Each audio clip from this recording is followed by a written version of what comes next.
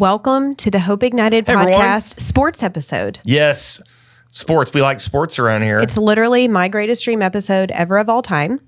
We had the opportunity to interview one of my sports icons, Julie Dobbs. This lady is Ashley if she had just taken a slight turn at the right moment. Like if a time traveler or maybe the wrong moment, or the wrong moment. You have a great life. Yes. So, but if you had just gone a little different on one or two choices, this might have been Could have been me. Okay, so you're saying there's a chance. Yeah. So who are we talking about today? I mean, Julie Dobbs Forbes is hands down one of my favorite sports reporters of all time. She's iconic. Here in the Dallas-Fort Worth area, she is very, very, very well known. People know her. By sports. Yeah, TV, radio, and we'll get into her resume shortly. But I just thought if there was ever a time to talk about our most iconic sports memories of all time, this would be the intro. Absolutely. And I'm going to start with Louisiana born. Everybody always says, who are your teams? Oh, LSU, New Orleans Saints. But then baseball, it throws people off a little bit. See what I did there? It throws people off a little bit because I'm a Chicago Cubs fan. Like all the smart people in the world. What was the correlation there? Well, in Louisiana, we didn't have a pro baseball team. Yeah. So you either grew up on something. TBS and you were a Braves fan like everybody else in the 90s. So it was kind of like the Cowboys bandwagon fans of the 80s and 90s. Yeah. Or WGN, Channel 7 for us, and you were a Cubs fan. Yeah. So my, just quickly, most famous sports memory ever of all time, and the hardest I've ever cried, it was more important to me than... close second to my wedding date, maybe more important than the birth of my children, but at least one of. Yeah, for sure. Just one, my favorite. Yeah. But I had the opportunity to step onto the field at Wrigley. Are you serious? I'm telling you. Wrigley Field with the ivy. I was on the field at Wrigley. It was a huge surprise for me. My family told me that we were just going early to the game to watch batting practice, which of course. And we got down to Wrigleyville and we start going through this tunnel. And I'm like, what in the world? There's no way. Yeah. Like it's such a sacred thing. Because you'd seen this as a kid on TV. Yes. You were watching on I knew WGN. Every blade of grass. I knew everything about the wall. I knew everything about Sheffield Avenue. I knew everything about the bleachers, the curse of the goat. Like I knew every ounce of that stadium, but I never in my wildest dreams thought that I was going to step foot. So we'll have to put up some pictures of that moment because, oh my gosh, it was so special to me. But I want to know about yours. Yeah. Oh, before I even talk about mine, I got to go to the old Yankees Stadium before they tore that down, and that was really special. I'm not a Yankees fan, but nobody's a Yankees fan. But everybody, the respect you have, right? I mean, the respect you have for A-Fraud. Yeah, it was the season before they tore the old one down, and I happened to be in business on a business trip there, and then the closest we got to Fenway, that's the other really iconic one, was we were walking around the outside, and it's kind of sketchy there at Boston. People, as you know, it can be a little sketchy down there around Fenway, and so my wife and I were walking around, and we had like those little mini bats from the gift shop. That's your defense and so my mechanism. Wife we had this thing where my wife was like she had leather gloves, and she was just sort of whacking her leather glove. That would scare me. Once in a while, just staring people down. I'm not mugging her. Don't you come over here and try to mug us. Yeah, I'm not mugging her. Okay, so mine, as you may see, it says 41-21-1. All right, like that. It's hard to read backwards. Math is hard. The producer here. Yeah, math is hard. So this is Dallas Mavericks. I'm a huge Dallas Mavericks fan. Go Mavs, go. Number 41 is Dirk Nowitzki. Big German. And 21 is 21 seasons with one team. And so Dirk, this was a special shirt because they gave it out during Dirk's final season for the Mavericks, and Mark Cuban was giving him a lot of love. And my brother, who's no longer with us, God rest his soul, Brent, he brought this back to me. He's like, Kevin, I'm too fat for this, and he gave it to me, and then I put it on, and I was too fat for it too. So it was season one, Kevin. It's very lightly used, and now I don't even want to use it because it's like such an iconic shirt. But the 2011 finals was I'm just going to say the whole thing when we beat the hated Miami Heat. It was a great day. Still hate, and it's sports hate. I still hate LeBron and Dwayne Wade and Chris Bosh because of that. And Pat Riley's stupid slicked back hair.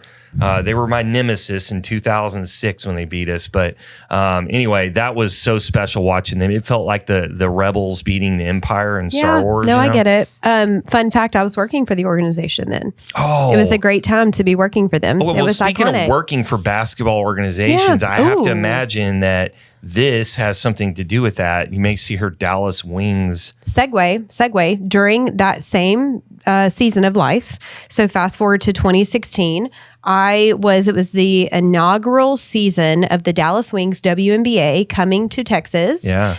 They were actually relocated under a different name from Oklahoma. A lot of people didn't realize that. But I was the first sideline reporter alongside one of my really good friends who is still doing it actually, to kick it off for the WNBA. Wow. And it was just so you what kind of were a reporter. time. This is what I was talking about earlier, that your life has kind of paralleled this. Yes. No, it was amazing. I mean, that season was Odyssey Sims. She had just come out of Baylor.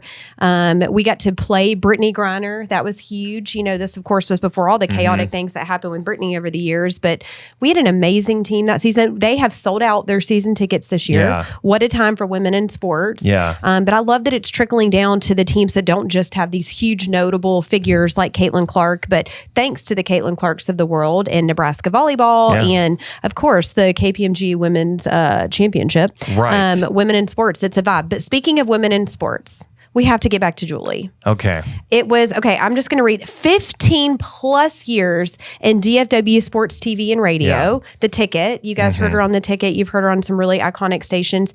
She does have a podcast. It's almost as good as this podcast, the Mom Game podcast. Which, again, you're the primary listener for that. 100%. Right? She also... Moms who love sports. Yeah, she had Dirk on. You're out there. Do you know that? She had Dirk on, like, not too long ago. Another just kind of God wink that we know Julie is a 10 plus year breast cancer survivor. She was diagnosed at the age of 28. I mean, that's just insane to me. 2 kiddos. She's a mom of 2 kiddos. So we have that in common. And then we know her from the Rangers. We know her from the Stars. She's just done it all. I mean, she's incredible. Most people associate Julie with the Dallas Stars organization. Yeah. When we were talking to her, as you'll hear on the podcast, the thing you'll hear is just kind of this sense of what a journey she's been on. And that's how life can be. We talk about seasons of life, that we all have these seasons of life. And, one thing kind of led to another, where she was with these different organizations and different sports. And like, even with the Stars, like she kind of went in, didn't know much about hockey and had to learn about that on the fly, and it's hard to, pretend that something live on the fly. That's what I do all the time. Yeah. Story of our lives. That's the story of the Hope Ignited podcast. But she's amazing. Yeah. I really think you guys are going to enjoy her episode. And I can't say enough, Julie, how much it meant to us that you spent time with us that day. We know how busy you are. But what a special, special episode. Let's go ahead and get right into our episode of Julie Dobbs Forbes right here on Hope Ignited. Enjoy. All right, you guys, welcome back to the Hope Ignited podcast. Welcome. We are so happy that you're here today for our guest. It's better than my last one where I was listening to the podcast the last time and did the Fonz thing. No, you do the weird and it was as dumb as I thought it would be. I feel like you don't know how to catch it. Like I throw it to you, I lob it up, and you're like, it takes me a second. I usually fumble it, and then hopefully I pick up some momentum, but I'm already fumbling it. A lot of sports puns today. There is, and that might be because of the person that we have. I know you're really lobbing it up. Introduced. Yeah, I love it. That was an alley-oop to me. It is. So that I can slam dunk our guest. Yeah. So, okay, long overdue. We have been trying to connect for how many years now? At least 2, 3. I don't know. I think that long time. No, kids tend to get in the way. But you guys help us welcome to the Hope Ignited podcast, Julie Dobbs Forbes. Yes. Julie Dobbs Forbes. Welcome to the show. Yeah. I'm so happy to be here. I really hope I knock it out of the park today. Oh, but I'm with the one-liner.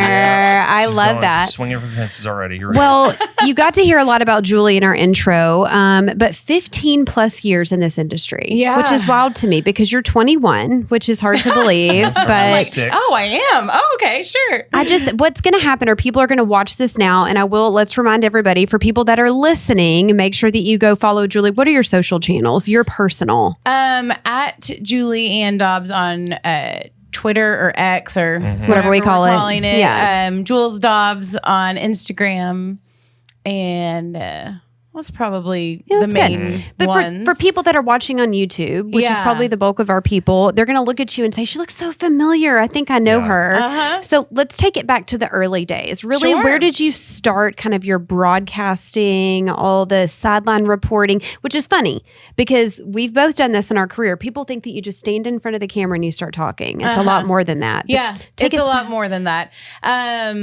So I went to the University of Missouri, and the reason I went there is because I wanted to do broadcast journalism. And I interned at Fox Sports Southwest the summer before my senior year of college. And somebody who I stayed in touch with there kind of gave me a heads up that there was a job opening with the Cowboys for their reporter position. And I interviewed for that while I was still in college and got that job. And so that was my first job out of school. What did that look like? Like, were you game sideline? Were you in studio? No, it was, so they had and still have, it's grown a lot now, but they had their own little TV department, and they would create their own content that would then be pushed out on, I think it was WFAA was like their partner. Yeah. And so they just had their own little team. There were like 8 or 10 of us that worked there and created, stories each day basically throughout the season. And then we had a podcast, Talking Cowboys, that I did with Mickey Spagnola and Nate Newton. And so it was just kind of creating content that way, but it was a lot of behind the scenes stuff too with editing and all of that. It was basically they hire one person and then they're like, go do all the things, Yeah, right. Set your camera up on the tripod, press play, go back, edit it, get it out before this time. Exactly. That way now. It's insane. It's still that way, maybe more that way, and a lot of places are that way. Still, I think Operate it's the something you can't teleprompter with your avoid. foot. Exactly. Do It's so everything. complex. Except now I think they're like sending people out, not necessarily the Cowboys, but a lot of places will send people out with their phones and Right, like they don't even buy freelancing. cameras. Yeah. It's just it's they just pay the way peanuts. it's going. And then It's but I will wild. say, like, that's the one thing that kind of helped me get my foot in the door was knowing how to edit. And I learned how yeah. to do all that at Mizzou. And that's And why I tell a wanted story, to go there. right? Yes. And tell Yeah. a story and all of that. So it was a lot of different jobs at the Cowboys, but some of it was, starting to get to do some on-air stuff. But it was just one season that I did that. Was that a And dream for you though? It really was. It felt really kind of surreal at the time, right out of college. The Dallas Cowboys. Like, I Yeah. feel like you could be in any state in the nation, and if you hear that you get to be an on-camera personality of any capacity highest for the level. Dallas, seriously. Yeah. I mean, that's incredible. Yeah. As a Saints fan, I will say that out loud. I think that's pretty incredible. That was your first job. It was very cool. And it's kind of a cool way to like sneak into it because a lot of people don't realize that you could work for the team and get to do some on-air stuff. It's not like you have to work your way up, go work at Channel 8 in Dallas and then work for the Cowboys to cover them or whatever. It's like, I kind of snuck in there, snuck in the Yeah. back door and just worked for the team. Yeah. And it was a really cool opportunity and got to you're dealing with the players all the time. And my family, I remember, thought it was really cool. They got to have Thanksgiving that year at the Cowboy game, and we got them passes, that's and they so were wonderful. Jerry fed everybody's families very well, and all that. That's special. So it was really fun. And all those years ago, they were probably still winning. That was a long time ago. Yeah, it was. It Sorry, was. burn. You feel that burn? Do you That feel was- I feel it Do you feel every it? year as a It's fine. Cowboy This could be fan. the year. This could be the year. This It could be. It This could be. the It's year. not. It's just not. This could be the Let's year. not waste Yeah. our time. So you're It's just saying not. there's a Like chance. a homeless man muttering to myself under a bridge. This is the year. This is the year. Yeah. This is the year. Okay, so where'd you go after I Cowboys? quit believing that. That sounds terrible to say. Hey, as somebody on the inside, Well, you're not getting paid anymore. I'm by not. the Well, judges, it does. so It you changes gotta your say what you perspective want. a lot. Like when I you bet work it for does. a team, which I've done now for a couple of teams. Yeah. But yeah, when you work for it, it's like it loses its luster a little bit as I bet. as a fan because you just learn a lot about how things I bet. work behind the scenes, and it's still really cool. Was and all there that. anything that, without creating a viral moment here per se, was there anything that you kind of learned about behind the scenes that was a little bit of a disillusionment, not about any particular person, but just how the business works? Say with Well, NFL. a couple things. Like one is just something that I thought was so crazy. It was like after the team would lose on that Monday back at the office, like nobody spoke. Like you would walk It's through like a the funeral? hallway. It was like a funeral. Like if Wow. the team had lost, like I'd walk into work and I'm a happy, positive person. At that point I was, I don't know, 21, 22, whatever I was. And just happy to be there. And it was like, hey, everybody, you don't smile, like you don't talk, you walk by the coaches and it's like head down, like don't say hi. So I remember being a little shocked by that. Like, geez, it's like, everyone slept since then. Like, can't we just like keep our head up and at least like say hi to each other? It's like a quiet place. Like you literally work at a quiet place. Nobody can talk. Oh yeah. That's so insane. that was interesting. Yeah. And then probably just like the difference in the way, you have like the players and most of the coaches and kind of the way they're treated, and then like the employees, and it's just it's very different. There's like caste system. Yeah, it's when very like different. Friends where Ross was sitting with the like all the researchers or something like that, and they weren't allowed to mix with the other people in the lab. Yes. Yeah, exactly. I imagine little coaches sitting over here and the players and all that, and you got your little tray like in high school. Yep. Right? Yep. With an apple on it and stuff like that. But we wouldn't, like the people who worked for the team that were not a player or a coach would not like you can't mix. Oh, You no know? matter like a what. lane. You Like, go don't in, cross- like- was there some tables you're allowed to be in, or You'd literally get the cafeteria, but the like once timeline. everybody else was Oh, done. So it's like, it's Yeah. a different floor. It's a Yeah. different building. Yeah. All Like, together. no Can't mixing. sit here. So you get No the Salisbury mixing. steak afterwards, Right. right? Yeah. Okay. Pretty You actually much. eat their leftovers. Yeah. Pretty much. Yeah. Well, But it that's was a cool wild. experience for Yeah. sure. And then went back to Fox Sports Southwest after that and just did kind of whatever they needed to be done. It was a lot of editing. It was some producing and then eventually some reporting. And that's where I got to do a lot of Dallas Stars coverage. And I ended up doing the Stars sidelines for a couple of years, or rinkside reporting, a little bit different than Yes. sideline reporting in football when you're covering hockey. Were you always cold? Yeah. I was always cold. You never shave I got your a lot legs of for cute that. jackets like that. I Like, would never shave my legs before work. It's all growing back every time that you're there. Yeah, That's insane. it was freezing. That's yeah. crazy. Were Yeah. you a hockey fan before that? No, I wasn't. I mean, I was football. I was baseball. Just growing up in Texas, those were kind of the two that I really closely followed, Yeah. and Mavs and basketball. But working at Fox, it was like, everybody wanted to cover the Cowboys. Everybody wanted to cover the Mavs. Yes. Everybody wanted to cover the Rangers. Yeah. And I got to do that a little bit too. But I kind of saw that if I could figure out how to cover hockey and if I could learn the sport enough that could become my like niche. Yes. Because there weren't a lot of people here in Texas that were doing that, and Right. especially a lot of females that really understood the game enough to even cover it. A lot of people would want to go out there and smile and talk in a camera, but do you really understand what you're saying? And can you watch a game and ask questions about it that are good questions to the players and the coaches? So I actually loved kind of teaching myself and learning that sport and kind of really immersing myself in it as much as I could. And I produced and hosted a weekly show on the team as well, which helped me a lot because I did that. I think I ended up doing that for like 9 years, the Stars Insider show. So Wow. I didn't that realize was- it was almost 10 years. it was a long time. Yeah. That's incredible. So that was fun because that was just coming up with like different story ideas and covering their events and really getting to know the team and the players and all of that. So And that was such a good era. Such good guys Yeah. came out of that team. Like, Yes. oh, that was so good. Such Did you really ever say anything that, like, when you were learning? Because if I had to go cover hockey right now, like, I mean, I know hockey a little bit, but not really. Would you just try to speak in a Canadian I accent? would do so terrible if I had to cover it. But when you thinking back to some of your first things that you were saying on the air and all that, do you just cringe? Was there anything you ever said where you're like, oh my gosh, like maybe it was like a piece of analysis you did that was like dead wrong, or people gave you feedback?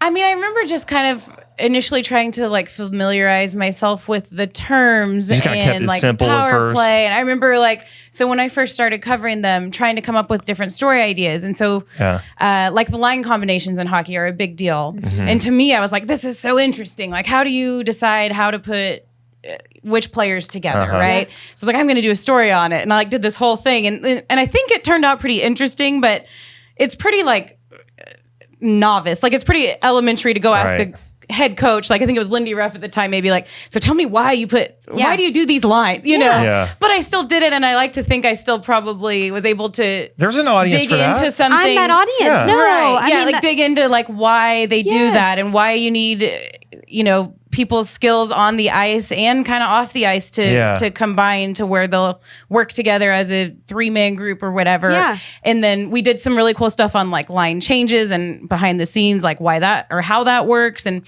so I don't know. I think there was a fine line there, but maybe something like that where I was like, okay, what do I think is cool? Maybe the person who had been watching hockey for a long time thought that was a dumb story idea, but then hopefully there were people like y'all who would think that was kind of cool. 100%. Yeah. Obviously, you did great, or you wouldn't have kept getting invited back. 10 years. I mean, that's incredible. Yeah. No, I love that. I think so many people watching or even listening today are gonna be like, that's where I know her from. Like, I just Probably. feel like, I when I look at you, that's what I see. I see you ringside. Is that what I say? Ice side. Rink side. Rink Yeah, side. ringside like wrestling, which I haven't done. Rink side. That's what I see you. A lot of people do say ringside though, instead of ringside. Rink side. Who was your favorite player you ever interviewed through the Dallas Stars organization? Let's see. There were a lot of really great players. Like some we actually, because my husband, who I met through this job, he was on the coaching staff. Yes. So some we like developed, great relationships with, like for our family and my kids and everything else. And so probably I would say Tyler Sagan, just because he's been so sweet to my family and my kids and my son. He's my son's favorite player. And I remember like they did some charity event or something. I say they, Tyler and his now wife, Kate, and they had some leftover nets and sticks. It was during COVID and they called Kelly up, my husband. They were like, hey, do you think Ryder would want this hockey net? We'll bring it over. Wow. Like got in his truck and wore their masks. That was back when no one was really leaving their house much, and came and like plopped it in our front yard. And Ryder came out and was just like, whoa, like thought it was the coolest thing ever. We still have that hockey net. And to Ryder, it was like one of the best days of his life. And to Tyler, it was just like, I have all this extra gear because people just give me gear because I'm Tyler Sagan. Yeah. So just to like take the time to do something like that, like Didn't have to even do being it. a superstar. Yeah. That's the best thing is who they are off the rink. Exactly. Right? Or who they are off the field, who they are off the court. Like that's what defines these players. Did you ever Yeah. interview your husband? Sorry to I stop did right one time. We did a kind of documentary show about the coaching staff. It's actually the one thing I ever did that won an Emmy. Oh, wow. did. Congratulations. Yeah, that's incredible. Emmy award-winning. Yeah, it was a group of us, and it was definitely not just me by any means, but we thought it would be cool to do a behind the scenes show of like what goes on with the coaching staff. And so I had to interview him for that. And it was kind of funny and awkward. Did you let the audience know when you're like, did you allude to it? Well, no, because I actually wasn't even on it. Like I was just a producer on that. Oh, gotcha. Yeah. Gotcha. You weren't on Very air. cool. Yeah. That's really neat. That's okay, really so cool. where do you go from 9 years there?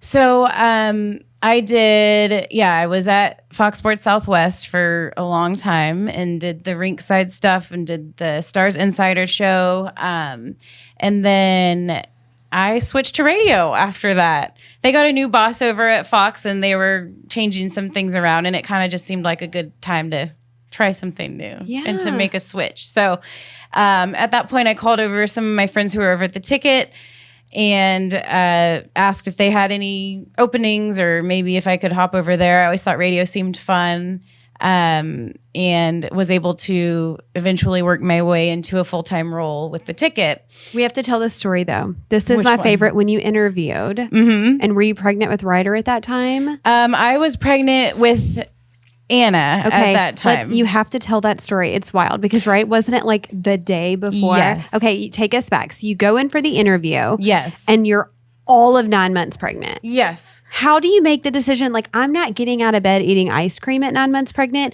and you look stunning. You're interviewing for a job. Talk to me about that. I'm sure I did not look stunning.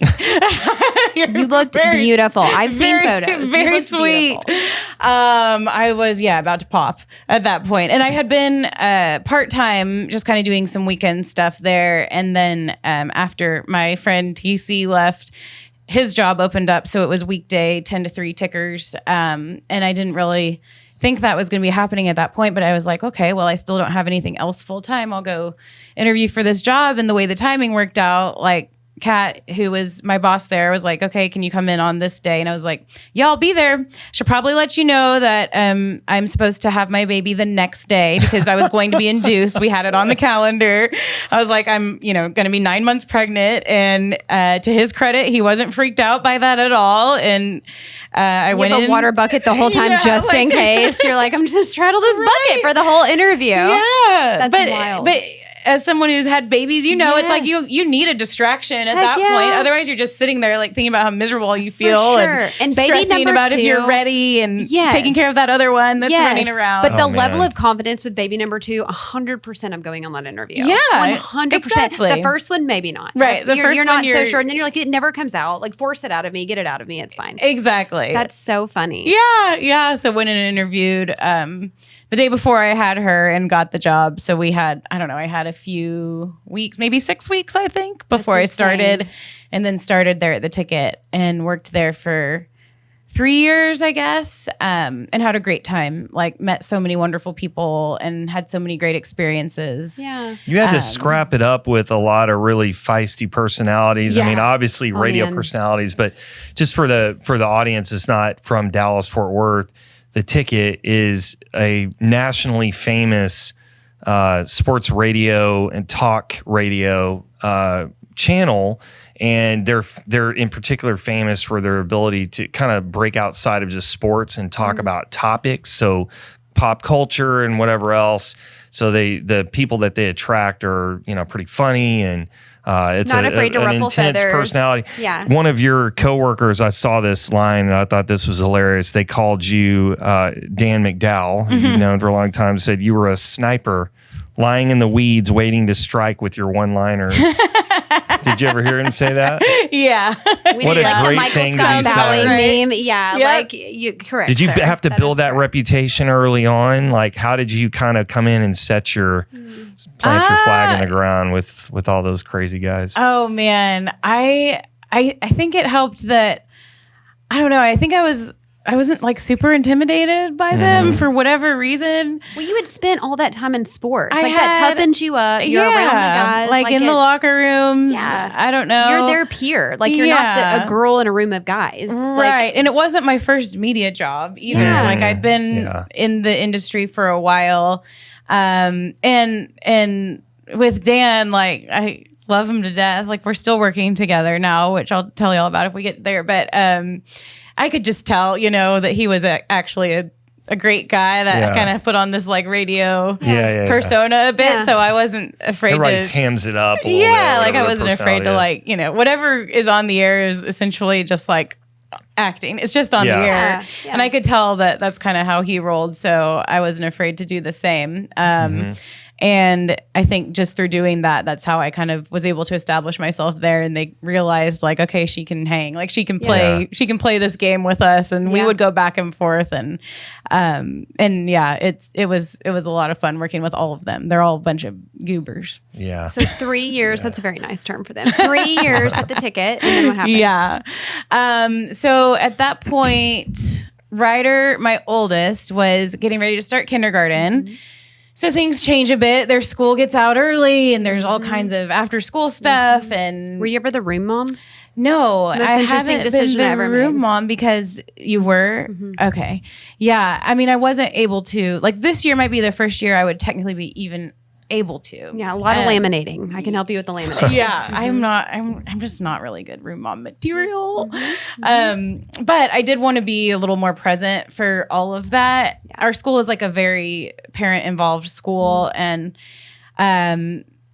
while I loved what I was doing there, financially, it just like was really getting hard to justify because it was just a really fun job. And it was kind of to just keep my foot in the door in the industry, but like it didn't necessarily help pay the bills really. Dude, babysitters aren't cheap. Do you know how much I just paid for a babysitter? Also, I think your daughter still babysits. Do you know how much babysitters are? What are you paying a babysitter per hour right now? I mean, a good one is 2 kids. 20. but- $25 Yeah, I an was gonna hour. say, We make $4. Yeah. And they don't do anything. Right. They It's don't wash the ridiculous. dishes. Like some They don't clean up. And then a lot of times you're supposed to order them pizza or I like know. dinner too. They send me their Do they have an Chick-fil-A agent? orders. No, Yeah. they You send have to me. pay They're a like cut, number too? 2 at Chick-fil-A. They know. They $25 an hour. Yeah. It's That's a lot. insane. It's a lot just to go out to dinner. Yeah. with your But I husband. totally get that. Like that would be a really hard thing. Like literally probably about the time you have a babysitter, Right. it's like you break even well, if I'd have even to have that. someone like pick him up from school, and then I would get home and it'd be like a 1 hour gig every day. Like it just started to get hard to justify and figure out. So, and I started the Mom Game. I had already started the Mom Game, my podcast at that point. So I had that going, and it was doing pretty well, and I knew I could put more time and effort into that. So I left the ticket kind of on my own for those reasons. And it was really hard because it was, a lot of like people that I had really become good friends with, and it's saying goodbye to them and all of that. The ticket to sports radio is like the Dallas Cowboys to me. Like it's that same level of job. Yeah. Like It people is. dream of that it's top of the opportunity. And what a privilege for you to say, I left it on my own. Yeah. That was your choice. It was. And people hang around and hang around and hang around and hang around waiting for something to open up there. And I just didn't have that time. I couldn't. The way it turned out, like things would have opened up probably at this point, but it just wasn't worth it to me to like start missing a bunch of stuff in my kids' lives at that point. And I had my fun. It was a great experience. So I love left. you for that discernment. Yeah. Will you tell us about admirable. your new podcast? Not new, but your podcast. Yeah. Mom Game. So What you're doing now. yes. Yeah. So the Mom Game is the podcast that I have with Emily Jones, who is the longtime Texas Rangers dugout reporter, who I met back at Fox Sports Southwest a long time ago. Yeah. You did some Ranger stuff briefly, I did right? some Rangers stuff with remember that. TXA 21. And I did like Emily's job. I remember I would text her and be like, okay, they just got killed. What do I ask them in the locker room? Like, what am I supposed to say to these people that don't want to talk to me? Right. So she's always been kind of like a mentor or like friend for me. And so when I was at the ticket, I would sit there, in the little ticker booth, kind of waiting to do my updates and thinking about like what I really wanted to do and what maybe I saw a place for in this industry. And it was essentially kind of having those same conversations, but more female based and like being able to talk about your kids and your family and your life while still talking about sports. They never told me at the ticket that I couldn't talk about my kids, but I'd read the message boards. I'd see what people would say and be like, oh, she talked about her kids again. Or, it was just I was the only female on air there. And so you knew if you went down that road, like you were just going to, whatever, the listeners wouldn't like it and blah, blah, blah. And maybe eventually the bosses would say something to you because you want the listeners to like the content. That's how they get paid by the advertisers. So anyway, all that to say, I felt like there was a need for a show that was female based, that was sports heavy, but also could talk about life and could talk about the things that we were going through. The season of life that you're in. Yes. Like, I don't think you could find if you were scripting the perfect audience member, it would be Ashley. Oh, but that all these years ago, we've connected on this, right? Yeah. And it was even like There's a lot of people like you though that are in that, like where you like, I do like sports. I do also am a mom. I'm interested in all this. And I think it's important, right, to find that niche. Do you say niche or niche, by the way? What do y'all say? Because I'm really torn. I've been shamed into saying niche recently, but it feels weird. I don't remember what I said. I say always niche learned it was niche when I and was in ring Texas. instead of rink. So niche. Yeah. Well, anyway, so my West Texas is going with niche on this, but the niche of like, that's what a really great, I think, podcast nowadays to be able to stand out. You need to know, kind of have an audience and know who that is. So, excuse me, have you been finding those people? Have they been finding you the way you wanted them to? Yeah, we've had such a great response, I think, from listeners. And with Emily's whole, like, she's got tons of fans from the Rangers side of things. And then I have people just from all my various stops with the Stars and with the ticket. It's kind of funny how it's worked out. Like our last social media, like demographics that we pulled from social, at least, was like 52% male leaning, like 48% women, even though it says Mom Game in the name of our show. It's it is a lot of men. It is a lot of women. Usually the ones that we interact with most are women, as far as the people that reply to comments and all of that on social. But it is kind of split down the middle. I think that really that guys like hearing maybe the behind the scenes of what moms are doing and thinking, or what their wives are really talking about. I don't know. But yeah, we've had a great response, and Emily and I are both just very we're very real and we don't sugarcoat anything. And I think there's a lot of people in this world, and especially here in Dallas, and where people do, they try to put on maybe a bit of a front and say like, everything's perfect, and they don't talk about the stuff that is maybe ugly or maybe is, other people are trying to hide. And Emily and I just do that. Like, we'll put it all out there and we'll tell the stories about parenting, or we'll tell the stories about our job, or like she'll tell the story about how she had a hot flash on the Rangers plane. Yes, yeah. Whatever it is. You stumble, you don't fall. Yeah. But I do want to dig into that just quickly. I mean, we were just talking about this before we went live, but 11 years ago now, let's talk about your breast cancer journey. Yes. Talk to me about did you feel a certain way? Did you feel something? How did you know something was wrong? Yeah. So at that point, I was 28 years old. I was covering the stars. I was dating my now husband. And the type of breast cancer I had was inflammatory and triple negative. But because it was inflammatory, breast cancer, it presented like an infection. So I was able to actually see and feel a lot. Did you think like it's a clogged duck, or like this is pre-kids? I get it. But yeah, like I didn't something even, isn't. Yes. You don't. I'm 28 years old. 28 years old. Yes. I was just kind of like, and my personality is not to stress about really much. It's just kind of like, it'll be fine, whatever. Yeah. But I think there was a moment, my husband and I were living together. We were dating at that point, but living together. You're a sinner like me. I love it. Sinners unite. And he was walking by and he just kind of like whacked at me, like just kind of like as he was walking by, like just being goofy. And I was like, ow, like that really hurt. And I knew at that point, I was like, that should not have hurt that bad. I was like, Kelly, you didn't hit me that hard, right? Like, why did that hurt? And he's like, no, I barely touched you. Yeah. So that's when I kind of knew that something was up. And it was basically like presenting like an infection, like red and inflamed. So I went to my my gynecologist at that point, and they initially said the same, like they thought it was an infection and that I was probably just going to need to take some antibiotics and that it would go away. But I kind of kept pressing, and I was like, are you sure? This seems weird. Like there was discharge, and he said, well, if you really want to do a biopsy, we can, but it'll be a couple of weeks till we can get you in. And I was like, that's when like the alarms went off for me. It was like, okay, if you're mentioning that word, like, I do want to do it, and I don't really want to wait 2 weeks for it. So I started calling around. I was like, give me a recommendation for somewhere else that I can go, and called around and landed over at Baylor. And when I called and the nurse answered there, the nurse who I talked to, and when I explained everything, it's almost like she knew. She was just like, okay, how about you come in here tomorrow and we'll do all these tests. And then I went in and got tested and got the terrible news that it was in fact cancer. And they had me like starting my treatment like that next Monday. Yeah. So it was good for you for advocating for yourself. Yeah. So much of what we try to implore women to do is not be afraid to push back, which is a lot easier said than done when you're blessed to live in an area like DFW where you have other choices and you can call around. But I hope if nothing else, people that are listening to this today hear that you did that. You weren't afraid to push back. You weren't afraid to advocate for yourself. You knew something was wrong. You trusted your intuition. Those are such important things that I want people to get out of this. They really are. And I think for any sort of doctor's appointment ever, like if you have questions, you got to almost sometimes force them in, because the doctors are busy and they're humans too, and they're trying to get through their day, and they have family, maybe they want to get home to see and all that. It's like you need to just use that window of time, ask them everything that you can, prepare, have your questions ready before you go in, especially if you are going through breast cancer treatment, like, all of those things. You want to make sure that you have the opportunity to ask those questions as you're going through your treatment along the way.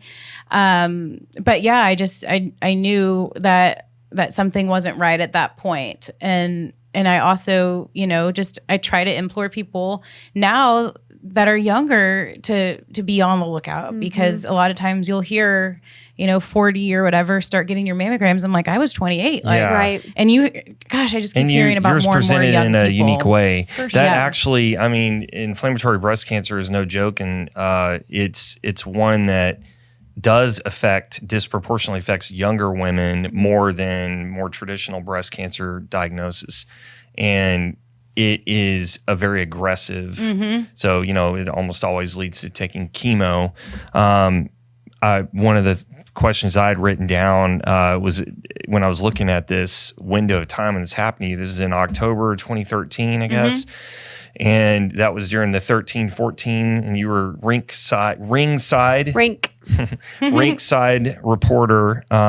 You had to wear a wig because of chemo, and you're going through rapid changes in your body. You probably felt like crap half the time, and you still had to get in there and be on camera. How did you have any self-esteem issues about the way you looked, the way you felt? How did you get yourself up to that level to be camera ready? I wish mentally? I could say no, everything was great. But like losing your hair at that age is terrible. Yeah. That was probably the worst part. The double mastectomy wasn't fun. Yeah. But losing your hair to me was the hardest part because that is the visible, teller to anybody. And it makes you feel like a woman. Yes. Like And that's like you walk out in the world and you look different and everyone's like, oh, she must be going through cancer, But if you had your hair and you were going through it, you could kind of disguise yourself. And especially being on camera. So I worked really hard to try and find a good wig. I don't know if there's such a thing, but there are some that are decent, and I found like a permanent one that was kind of glued on. So I didn't have to, because I really I didn't want to, everybody's different. I just didn't want to see myself without my hair very often. Yeah. Because it would affect myself emotionally, and I knew I needed to be emotionally strong for this fight. That I was kind of out of sight, out of mind, right? Yeah, and whether that's like silly or not, I knew I just didn't want to have that visual for me personally. So it was a wig that stayed on, and it was luckily at that point, like the Stars organization was kind of like family, and they were great, and the guys were wonderful, the team was wonderful. I dropped the puck right before I started chemo, and they had Hockey Fights Cancer Night. I was like the honored person or whatever, so they made me feel really comfortable. Did anyone ever say anything to you in a moment of doubt during that window of time that kind of gave you a little wind in the sails? There were a lot of people who would try to encourage me, like, especially after I lost the wig and was growing my hair back. Like, even my husband, they would try to say, oh, your hair really looks great. Yeah. Like, I love you with short hair, that kind of thing. Sweet. And weren't you just dating him when you were going through all this? So, I mean, you want to talk about putting wind in your sails. Yeah. He, looked at you during what was one of your biggest valleys, right? Yeah. There are peaks and there are valleys. And he put a ring on it. Yeah, he did. That was a very huge moment that put some wind in my sails for sure. Because he did. He proposed when I was going through all of that. So wait. Oh, okay, you got to tell this story. Yes, what is special. And his mom, talk to us about it. Your mother-in-law, that's such a special story. Yeah, my mother-in-law was diagnosed probably 6 months to a year, something like that, before I was with breast cancer. So he had just went through it with his mom. She lives up in Canada, or lived up in Canada. And then I went through it not long after. But she was like right there with me and for me. She was my person, Didn't she come down to help take care of you? She came down. She helped take care of me. She was amazing. She was wonderful. She was there in town for Thanksgiving when I was going through all of that, whenever he proposed too. So she got to be there for that. That's so special. And see all of that. She was wonderful. Did you hesitate to tell him, right? Because I'm sure you're like me. Like, I want to protect my husband all the time. I want to always, not like perfect wife, but like want to put on my best for him. And was it hard to tell him? Like, was that because he's going through it with his mom? Yeah. Did you hesitate at all to be like, now it's me. Now I'm going through it. Was that a weird moment for you? It was weird. It was weird because I didn't know if he would run. Yeah. I didn't know if he'd be there for all of it. Isn't it crazy we have to think about that? Yeah. But what an amazing man. Seriously. Shout out to your husband. What's his name? Yeah, Kelly. Hi, Kelly. We love you, Kelly. Dog Kelly. He's great. Be more like Kelly. It's important for people. One thing why I wanted to bring this up earlier, and thank you for sharing what you did. It's important because we have a lot of folks that are breast cancer patients that are, in our community, and they are really conflicted on how they should live their life. Like, they don't really know, basically everyone's different. Like, everyone is experiencing and processing it differently, but a lot of self-doubt comes in and shuts people down because they feel like they can't give their best or whatever. They don't look their best.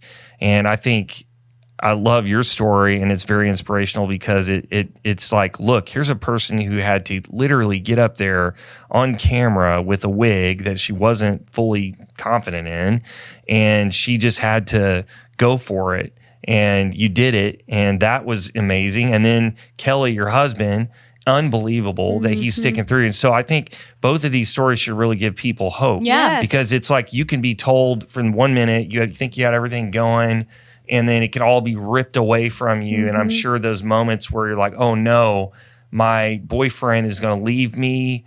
The company's going to fire me, whatever. Yeah. And then instead what happened is it bolstered your relationship with your boyfriend who became your husband. You built a tremendous confidence. You must have been just a brick wall. There's no one's going to knock you down after that. Seriously. I mean, in your career for real. Like, well, can and you then imagine? the best seasons of your life came after that. Yeah. I think that's the other thing is like when you're going through these moments and like when you're facing the adversity, think of all the amazing blessings that came to you after that. Your amazing podcast that I'm obsessed with, Fangirl. Thank you. Your beautiful babies. Yeah. Your lovely home that you have. I mean, your best seasons of life came because you were strong, you were resilient, and because you showed up every day, which isn't easy to do. Right. And, it's showing up to your point and showing up on camera are two different things. Yeah. Because you don't get to have an off day. No, you don't. And for me, my job just meant that I had to be on camera, and I knew that I wanted to work. Yeah. Like I knew that I wanted to maintain as much of a normal life as I could while I was going through all of that treatment. That was just for me. It was part of my healing process, was just to, if I was home Googling things or thinking about, woe is me, I can't believe this happened to me. Look at what all my friends are doing at age 29. Everybody's having bachelorette parties, getting married, starting to have babies. That was not a world that I wanted to live in. I didn't want to live on the couch thinking about the negative. I wanted to go through life as if everything was cool, and then hopefully that would manifest itself into being the way that my world was. And it kind of worked itself out in that way. And I do think that positive attitude really, really helped me in just having the strength, I think, to go through that treatment. Because it was like about a year of, it was started with the chemo and then double mastectomy and then radiation. And we had our wedding right after the about 2 months after the double mastectomy, we got married. Wow. And then we postponed the radiation for a little bit just so we could go on our honeymoon. And then I came back and did all my radiation. So it was wedged in, but it helped me to have the wedding to plan. It just helped me to have other things to focus on. So it was work, it was getting married. It was, this is what I would be doing if I wasn't going through all this. And I'm going to keep doing all of that stuff. And then hopefully everything will kind of work itself out. And I'm very lucky that it did. You're inspiring hope. Quite literally the greatest. Okay, we've said a lot of really nice things about you the last couple minutes, so I wanted to bring something else up that I just saw on your X timeline. I saw a comment from a guy who said he mentioned about that you'd had a less than perfect first pitch. Oh recently. gosh! Stop at the Rangers game. And yeah. Is it your daughter? Mom, this is not what we practice. Yeah, I didn't hear about it. I'm starting to sweat. Let's hear about this because I can relate. I'll tell you my incident, but you let's hear what happened here. Basically, it was the worst throw I've ever had in my entire life. 50 Cent throw that where you about killed someone? It was a little to the outside and it rolled across the plate beautifully.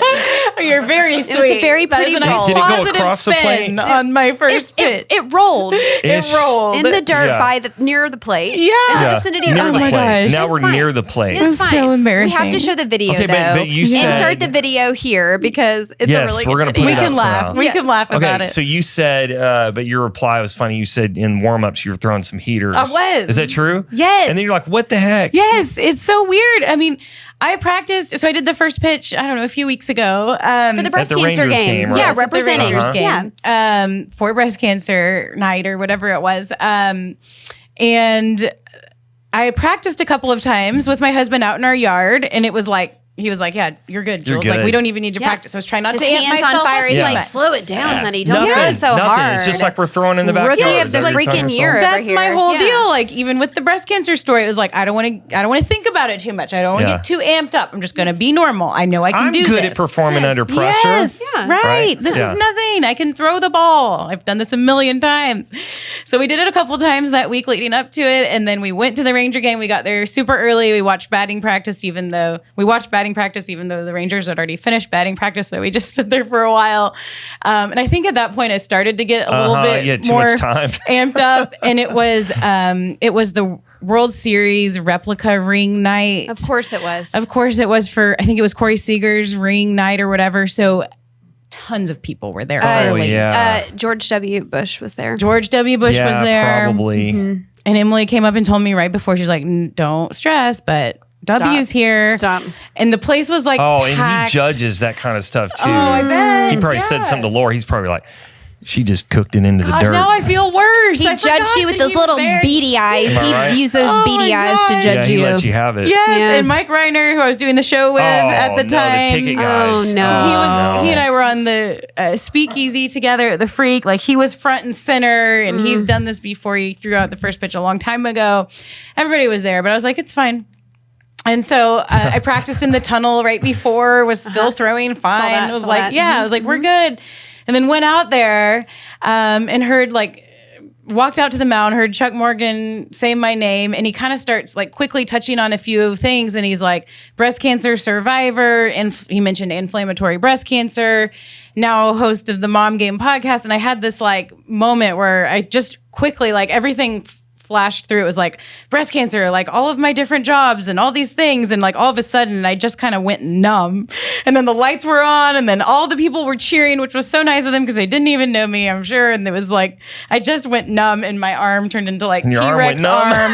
It was like, She went from Julie to Gumby Like someone in 2.5. injected Novocaine in your right arm It right was before so you threw it. bad. It was so bad. I don't know how else to explain it besides that, like, my body gave out. It was like a surreal moment. I thought it And was I just great. threw it straight down. And then when I realized what happened, I was like just dying laughing. All I could do was laugh. you It was know, like, whatever. Yeah. But the Yeah. best part of the whole thing, though, is you come off the field and you just hear one of your beautiful, perfect little baby children go, "Mom, that's not how we practiced it." Oh, no. Oh, yeah, because we'd been practicing. Oh, That was no. Hannah. Yeah, Mom, that's not how we practice. And then my husband's like, what happened? That's Like, generational no one was shame. like giving me hugs. Your Like, great husband's- your job. husband's like They're this. both like, they like walk away ahead of me. They're like, we Right. Oh, don't yeah. know her. It's like the Cowboys office on a Monday morning. They're just like, nobody talked to her. Nobody Yes. say They're anything. like, we don't know this chick. That's, and W is known for having thrown one of the all-time great ones Yes. after 9/11. So he was judging. Speaking, you were just talking about Mike Reiner a second ago. Yeah. One of the funniest things I ever heard on the radio that I've thought about for years. I think it was Corby. Was talking about him and one of the baseball games, amateur baseball games, where the ticket guys and other sports athletes are playing. And Reiner he's an older guy. I don't know how old he is now. He's probably He's like mid 70. Probably like early your 70s. age, yeah. My age, He's yeah. like 74. So he was running to first, and Corby said basically he was running like an old man running, and he was barely moving his legs. They're super stiff, and he's probably going to rupture a hamstring if he didn't do. And he said he looked like a poodle running on his hind legs. And I have laughed about that forever. But so I was going to say, hopefully you got back on him if he gave you any grief. He You were able didn't. to He was trash he him was back. a gentleman about it. Okay, well that's good. When I was, mine was similar to yours in the sense that I was like, if I ever get a chance, I'm gonna throw it. I'm gonna just smoke it across the plate. So the Rough Riders had an opportunity for me to go out. It wasn't rain. Thank goodness it wasn't the Rangers, but I went out to the Rough Rider Stadium and I practiced the week before, and I was like, man, I was feeling good. And I got out there and I just overthought it. Yeah. And so I had so much adrenaline by the time it was time to throw it. And they were like, would you like to throw from here? And I go, no, I want the mound. Yeah, I Like, put did me the up on the same. mound, right? Like that ego. Bad move. So I get up on the mound and I threw it, and I just I buried it in the dirt like 15 feet in front of the plate. It was coming in hot though. Like, It's actually still there. I'm convinced I probably broke 80 miles an hour, but into the dirt. So then the guy is like freaking out. You know, the catcher has to do the whole thing. The optics on that are terrible. Oh yeah. You know, there's no it's easy recovering. to do. Emily did the same thing. She did a Rough Riders game, and hers was just as bad as mine. Like we can both throw the ball. I don't know. I mean, something crazy comes over you in that moment, right? Yeah. I want that's all what of we did. these videos to resurface, or it's not even going to be. Everybody worth needs it. to do it at least once, and I think it's the people that probably just don't care. They truly don't care. It's because we care, and we saw it. You know that. Did you judge people over the years? You're like, I could do better than that. Oh yeah, everyone thinks they can. Yeah. Everyone thinks they can do better until they get out there and they got that pressure coursing through their veins. Well, we'll make sure that we bring that video in. But before we let you go, because we do have to wrap, you're going to have to come back and do a whole nother episode, though, because there's so much that we didn't even get into. That we didn't even get into. I know. I do have one question that I wanted to ask you. So, favorite and least favorite athlete you've ever interviewed? You can use aliases if you need to, but I'm going to tag them, or you could call them out. Oh yeah, I know. Least favorite. I don't want anyone to come after me. I mean, but it could have been your fault that they were your least favorite, right? One time, Flozell Adams was really mean to me. Hotel Flozell. Yeah. Hotel Flozell. I was in like his locker space because we were all. Who were we all? I think we were all trying to get to like Patrick Creighton for some reason that day. I don't know, but we were standing in front of his space, and he was like said something to me about moving my booty over and getting out of his way or something like that, and that stuck with me because that was my first job out of college, and I was like, this big giant man's being very mean to me. Right? He's a big man, too. That is he's a big dude. Guy. I'm sure he's a nice person, but I'll say that because I obviously haven't forgotten about it. Yeah. So maybe he could go. Flozell, come on. You need to send a box of Don't chocolates or something and apologize. Yeah. All right, so on the flip side, what's a nice one? The nicest one. Let's see. Or most interesting, well, right? I would say besides today with us. Yeah. Your favorite interview. You two are definitely. Yeah. Well, Tyler is up there. But there were some great Rangers too. Like Michael Young is just such a stand-up guy. Wow. Like, because I interviewed him back when I covered the Rangers, but then we've also dealt with him some, with the podcast and various things. And he's just such a like all-around good dude, stand-up guy. We'll do the interviews. He was always the one in the Rangers clubhouse that would answer to the media when nobody else wanted to. That's so kind. Yeah, kind. So he's up there with like Tyler Sagan on maybe my like DFW Mount Rushmore of people. I love it. Oh yeah, those are icons. That's awesome. As are you. Yeah, you're an icon. Don't know about that, but thank you very much. You're definitely up there. Well, thank you for your time. And I'm so glad we finally, it's been so long. We've been trying to do this. I know. And I'm so happy and forever your biggest fan. Well, I want you to know the thank you. podcast is amazing. I think you're breaking barriers. I think that you're making, even though I think it's amazing how it's skewed men right now, right? But just like the things that you're doing in the space that you're offering for women to feel like they can come as they are and still talk sports. It's such a gift. Thank you. Like, you're so good at it. That was our goal. I appreciate that. And we're happy you're healthy. Yeah. And we're happy you're here. And I hope you'll come back 100 more times because you inspire everybody, us included. And I just vote that we end this episode today by your first pitch video. Let's all laugh. Let's send it to the tapes, you guys. We'll see you next time on Hope There you go. Ignited.